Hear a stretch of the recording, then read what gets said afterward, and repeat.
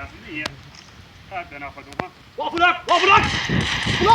طولوا بالكم يا شباب، انا مالي يا شباب والله طولوا بالكم يا شباب. طولوا بالكم. ليه عم تفضي بيوت العالم يا اخي؟ يا اخي هالبيت اجت الطياره ضربته من زمان وما له حدا يا اخي، صاحبه هو بتركيا والباب مطعوج وانا خبز ما معي.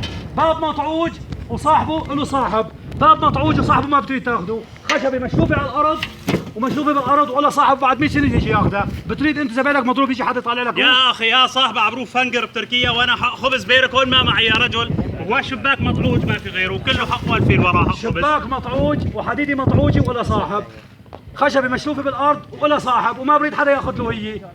ايش حكمه بالشرع ها؟ بدنا ناخذه على الشرع ونطبق الحكم فيه. يا اخي والله بطلت يا اخي والله على الشرع يا شيخ. الله ارجوكم ارحموني يا شباب، لا. انا والله عندي اولاد وما فينا طعميا يا شباب، والله مالي حدا. بطلت تعيدها؟ والله بطلت اعيدها خلاص. بطلت تفضي بيوت العالم؟ بطلت اخر مره. فهمت انه اذا خشبه مشلوفه بالارض الى اصحابه ما بصير تاخذها؟ والله ما اخر مره ما بغيت اعيدها يا تبت سيدي. الى الله. والله بطلت. خبر رفقاتك بشي صار معك وقول لهم خلي يعدوا عن هالطبع هذا.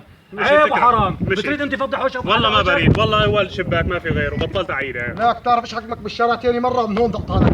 خلص والله بطلت. كم مره سرقت وما انكشفت؟ هلا انكشفت. صار 5 مرات سرقت وهي اخر مره بنكبش فيها. تبت الى الله. تبت الى الله. تبت اكيد. هالمره نصوحه. ثاني مره اذا رجعت انكمشت نحن نشهد عليك بالمحكمه انه انت حرامي. مش خلص اتركه روح. اتركه روح. روح خيو روح.